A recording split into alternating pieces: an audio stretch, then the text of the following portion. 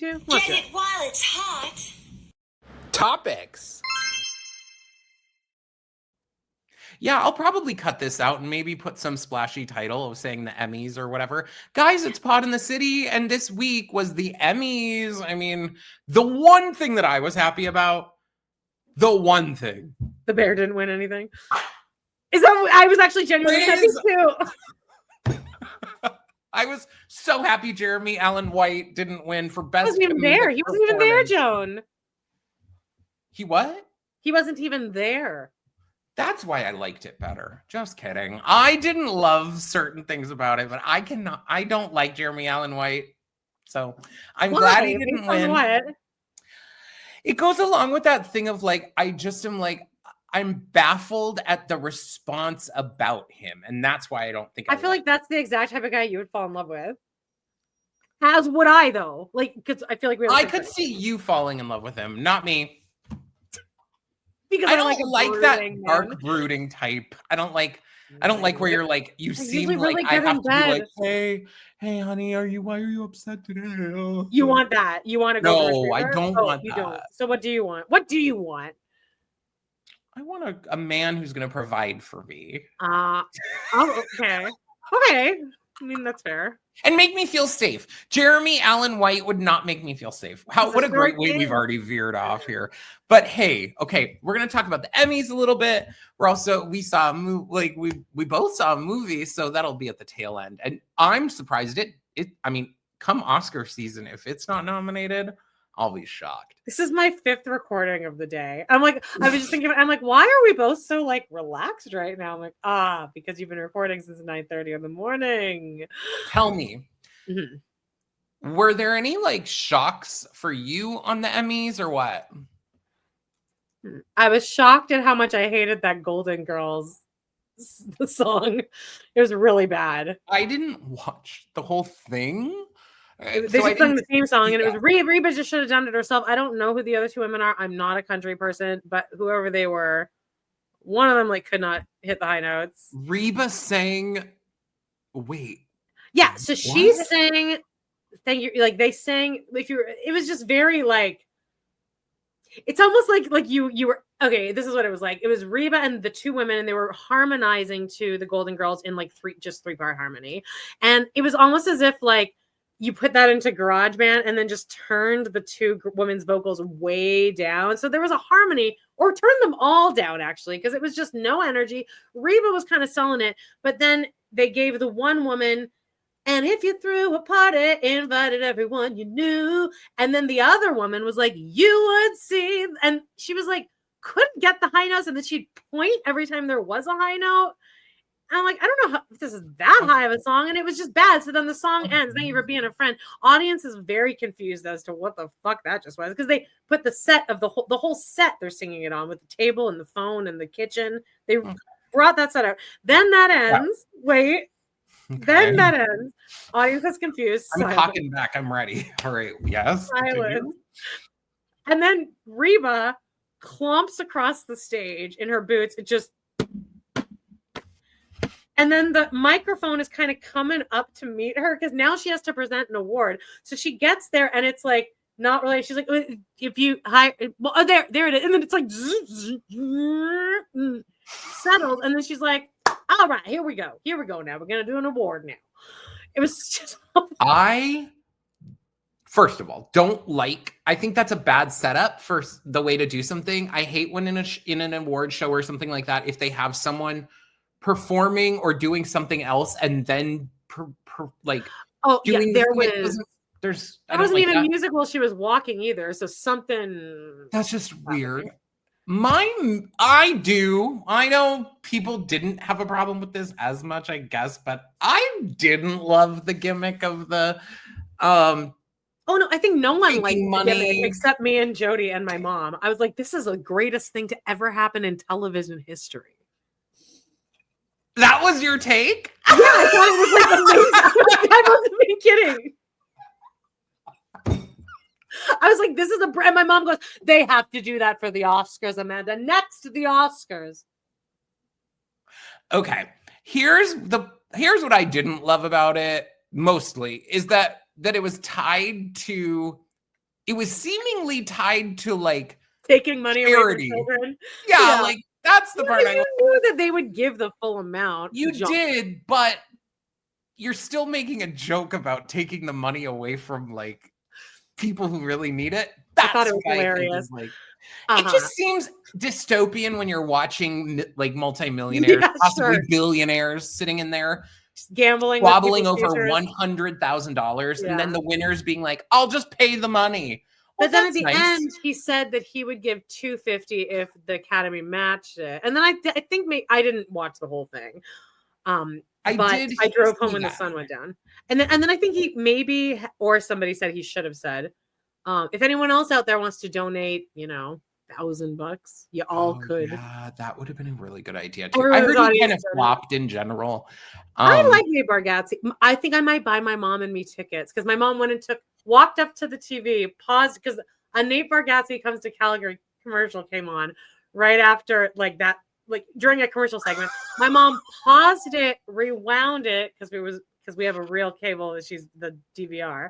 And then she walked up to the TV with her iPad and took a picture of the info for the dates. So I think I might just go and like buy us tickets for it. For Nate okay. I don't even, I've heard that guy's funny. I don't know. He's on SNL. That bit they did at the top, the little SNL bit was like, that's the third time that has been done. But it's a brilliant sketch, actually. It's one of the better sketches to come out of the last 10 years. And it's like a recurring bit. And I was like excited to see it. I don't know if it worked in this crowd though. Or with you, obviously.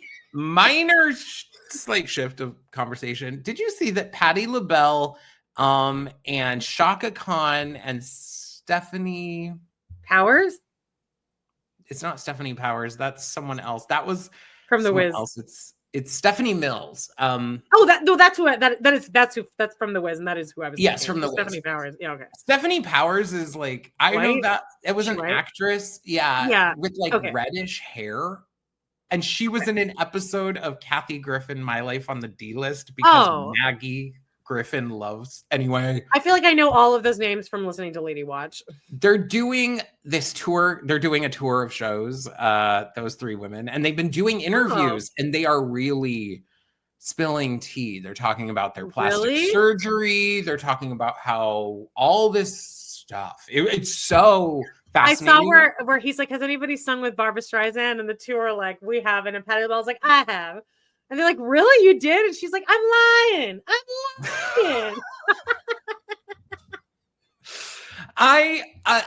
Anyway, back to the Emmys. I mean, the big winner of a lot of stuff was like Seth Rogen's show. Studio. I like Seth Rogen. I'm more like I think for me with all award shows is, and I know he's never won an Emmy specifically. I think he's not. I think he said like I have never won anything. I've been nominated maybe. And so I think that's good. So okay, I guess I shouldn't use him as an example then, but in my mind, and this happens often, mostly a lot at the Tonys, it's like the well-known person wins the award. And I'm not saying he didn't, and again, I'm not trying to connect the things. It's just like always the same thing. Couldn't you tell that though that do you know what that show is? Because like I've watched a bunch of commercials for it. It's just Hollywood like being like, look at us. Yeah. It's an inside joke. And it's all these cameos. And so like obviously everyone's in it. Everyone is in it. I guess, yeah, it's just the thing where I would love to see just more like underdoggy type people win awards. I find that more fun. Well, Adolescence won a lot of stuff. Who? Adolescence. Oh, with that kid. I don't watch that. I think it's disturbing, right? It's about like this little incel boy who murders his classmate. Oh. But it's good, and every episode is one take, Joan. Very topical.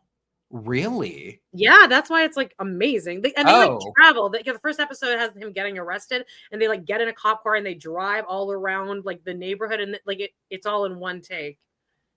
Wow. You would like it. And the little boy is very good. There's the episode that him and the woman both won for is like episode 2 or 3, where it's like the social worker. She comes to jail to interview him.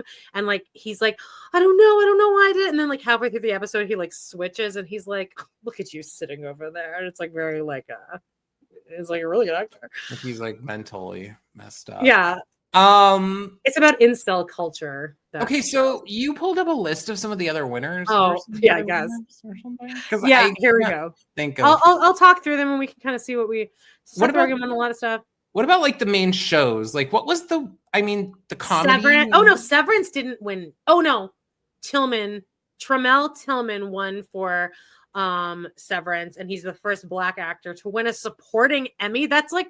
I saw that and I thought that was insane. That's crazy. And he honestly, whenever they get to a category, mind you guys, what we're saying is insane that that he is the first Black man, not that he won, but the fact that it's taken till fucking now for that to happen. It's outrageous. But when they were doing the categories and they were showing each nominee, every category was really stacked. Like every person, every time they show a new person, I was like, I'd be happy with all of these people winning. There was not a single person that I was rooting against. And so what won drama? What won a lot? Okay, so Severance won, Adolescence won a lot, Stephen Colbert won, The Pit, and The Studio. The Studio like won everything. The Pit won a bunch of stuff. Me and Jody are now going to do the pilot of The Pit for TRP because like it won't go away. It's like what won comedy? Oh, and Hacks won. Jean Smart and Hannah, who looks exactly like Gwendolyn Brown, one of Christine's daughter. They look identical. They both won for Hacks. I feel like I should start watching that too now, right? Did you ever watch it? Never. Oh, and Jeff Hiller for Somebody Somewhere. Me and Jody love. I was thrilled at that.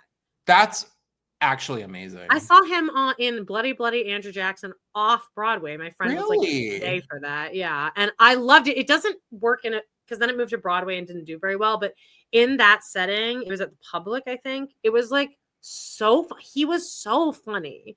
And he just put out a book recently, like autobiography, and he's been doing all these interviews about like bullying. And he's like, yeah, I've just never been like a conventionally attractive person. So it was important for me to incorporate that into my role, blah, blah, blah. Somebody Somewhere. Yeah, it was kind of a sleeper hit. Bridget Everett was there. I never watched Somebody Somewhere, but I think you'd like it. It's a gentle watch. You would definitely like it. Because I love Bridget Everett. And Murray Hill Murray Hill was there with Bridget Everett, and Murray Hill is so cute. Speaking of, they just announced that there's going to be a new season of Dragula Titans, which is like their All-Stars version. There's no drag race happening right now, or is there? Like nothing. There's the Drag Race Philippines Slasian Royale. Oh, of course. So Jeff Hiller, and it was very cute because his PR team wasn't even pushing for him. That's like the whole story. Is like just nobody was expecting that at all. Like even his PR team was like, don't even bother. So I loved the whole thing. How he started off of just being like, it's been 25 years of thinking like, I guess I should just be what I'm meant to be. It's like shoved into computers or whatever. Mind you, I'm not him, so he's much funnier at that. Anyway, I was really happy about that. I like Hacks. I think Hacks is like Alan Cumming for The Traitors. My mom was like, who's that? I'm like, who's that? What? Okay, would your mom like The Traitors? Yeah. Because Traitors won, right? Yeah, and he accepted the award. By proxy, Tom Sandoval won an Emmy. I mean, he technically he will get a statue. No, really? That. No. I'm pretty sure that when Drag Race win Emmys, that the contestants get statues. Does the cast of Traitors reality show get an Emmy? Goes to producers, Joan. Well, they don't get one? No. Darn it, because I really wanted Tom Sandoval to be dragging that thing. You know what would be the worst the worst possible situation on earth would be that first of all, I'm nervous that Cody Brown is gonna win Special Forces. I'm nervous. It's becoming more of a possibility in my head now. It's making me really nervous. Has there even been an episode yet? No, it drops on the 24th. And what's convincing you that he could win? Because other podcasts are talking about like he could, because he's such a fucking narcissist and he's such a like, he exists on adrenaline and steroids. So I think that they are going to make him look like an utter buffoon. There's no way he's winning that show. He will get the Tom Sandoval treatment. He will like be carried by a woman as he cries. Okay. God, there's no way. But what if that ends up winning and he like gets like the thought of Cody having an Emmy, although he would have to arguably beat three like NFL players in the and Brittany Cartwright. I mean, she's gonna be a real pisser. I feel like Brittany's getting out first episode. I think she's the absolute first out because she's not on any of the trailers for it. Really? But arguably, he could have an Emmy because Sister Wives is like the best reality TV show to ever exist other than Vanderpump Rules. Sister Wives is not winning an Emmy. Well, it should. And Vanderpump Rules should have won Emmys, don't you think? I actually could see Vanderpump Rules. Didn't it get nominated? It got nominated after the Scandival season. Yeah, I could see it should. I could see it. In fact, it should have been nominated way before then. Yeah, like we just recapped episode, what was it, 6? And every episode has been, this is a filler episode, or this isn't a filler. It's a expository episode. And even it was great. Yeah, I mean, I was going to put it up here. Where is it? Guys, if you want, check out our Patreon. It's patreon.com/podinthecity. $6 a month gets you ad-free early access to these. And you get extra episodes, including, like, honestly, Jax is terrible. But he and the Toms, who are all terrible, those I think are the 3 horsemen of the apocalypse. Is that what it is? Yeah. Right? What about Cody though? I think he's the horse. You need to listen to Christine Brown's book because he is way worse than. I would never. I know he is a horrible person. I think he is horrible for even doing what he did, and the reaction of all of his children is enough to show me that he's a big utter piece of shit. Plus, I could never listen to Christine's book. Oh, sorry. And no, it's not a podcast. It's a book, and she reads her it. Book. I couldn't listen. And it's beautiful. Oh. Everyone should read it. Okay. All right. Well, anyway, what else about the Emmys? I just hit a wall. Drag Race UK is coming back. The thing that we were going to just tack on here, because Wicked Watch is coming up, but it's not. Yet. And the one piece of Wicked Watch news that I did see this week was that Cheryl Lee Ralph, like in the last day or so, came out somewhere saying that she felt some kind of way about not being considered for the Wicked movie. She would have been great though. She would. She played the role on Broadway. I know. Michelle Yeoh is a weird choice I think they wanted Asian representation, and that's like fair. I think that's totally fair. I personally don't love Michelle Yeoh as Madame Morrible. I think she seems flat as the character, but I don't know what it's supposed to be. Oh, not B. Arthur. Rue McClanahan played it, and I've seen Rue McClanahan did play it. Yeah, you're right. It's played more like this, like a Eulalie McKechnie shin, right? Yeah, I feel like there should be a little more comedy, bit more. But what they did in the movie was they actually split that role up and then gave Kiala Settle. Yeah, that's right. Like kookiness of the character, and then I think that was one bad choice of Wicked. Sorry. Okay. What was I gonna say? She's pissed that she's not Madame Morrible. She was upset that she wasn't considered. Okay, well, fine. That's fair.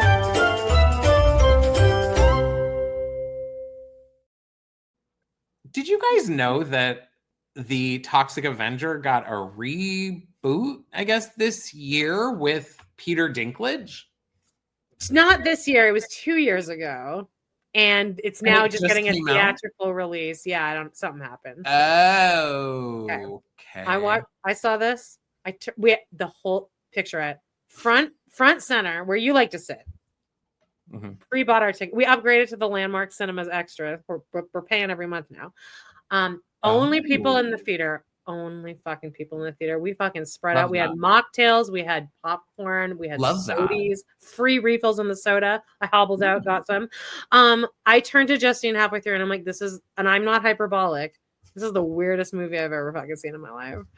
I don't know if that means that I didn't like it. I liked it. I liked it like logically. I was like, yeah, I can see exactly what this is, but like I don't know if I enjoyed a second of it. Have you seen any of the old ones or like I any of the understand trauma? the genre and the vibe. ones? Like I understand. And I do know that there is a Toxic Avenger musical written by the people that wrote I Love You, You're Perfect, Now Change, which also tells you kind of that it's a little tongue in cheek and like Yeah, so like I campy. get it. Which is what I thought. And there is the fact that there's a musical makes it kind of funny in itself. So I figured the vibe would be exactly like this, and it delivered on exactly what I would assume you would expect from this movie. I liked parts of it. I really did. There were a couple things I didn't love, like I like the length. Oh, I like the running time. One thing I did actually really like was they would have this bird. Oh yeah, that they would show every once in a while. That was like on the outside of the toxic waste plant. Yeah, and it was kind of like the Flintstones level of like it's like a puppet. So like any of the animal stuff you see in here is like, look, it's clearly like a puppet. Actually, that thing reminded me kind of that dinosaurs show, which I mean, the dinosaur show had like amazing puppet work, but it reminded me of just that whole thing. I thought it was fine. I was like, I think I laughed a couple times, and I liked Peter Dinklage mostly. I like the Dink. I liked him once he became the Toxic Avenger. I feel like his face acting was kind of bad in the earlier part, but then once his face was covered by the mask, it like was working. I liked the visual work that they did in the transformations of those. That was fun. Jacob Tremblay too. I was like, this is the kid from Room. That actually surprised me when he showed up. I was like, oh wait, I thought this was low. Like, how low budget is this? Well, it was weird though, because like it was low budget, but oh my god, the woman that was like the main bad woman. Like, who's the bad guy in this? I know who you're talking about. The woman though. But the woman looks exactly like Brandy Glanville, right? Like it was literally, and I said it to Justine, and she's like, I cannot not fucking see it now. I thought it was Brandy Glanville. Like, I thought it was actually her, and then I looked it up because we were the only ones in the theater. It was not Brandy. There's some British woman, but I mean, like that was her. That's her face. It was. Well, that was the one thing I didn't love is when that lady transitioned into whatever creepy monster thing she was. I don't even remember that happening. I was checked out by that point. Guys, I'm gonna find a picture. Speaking of like, I mean, I thought the movie was all right. I would give it 2.5. A lot of cameos. Oh yeah, that's right. There were. See, I feel like I saw that so long ago now. So much has happened in the world since then. And you know, one thing that has happened in the world since then is that Amanda and I This is that woman, by the way. It's hard to kind of see. It's hard. The Brandy Glanville woman. It's hard to kind of tell here. That's the lady who was the bad guy girl? I think so. Yeah. Wow. But anyway, yeah. Okay, but anyway, what did I do? You were about to talk about me. We just did a full live reaction to the episode Tragically Hip, and we're going to transition now, as some do, transition from my girlfriend into an asshole. I think that's one of Che's lines. We're going to get into a little bit of Che Diaz being a hack. So I hope you're ready. And all I'm going to do... Continue. Okay, I do want to start it with this.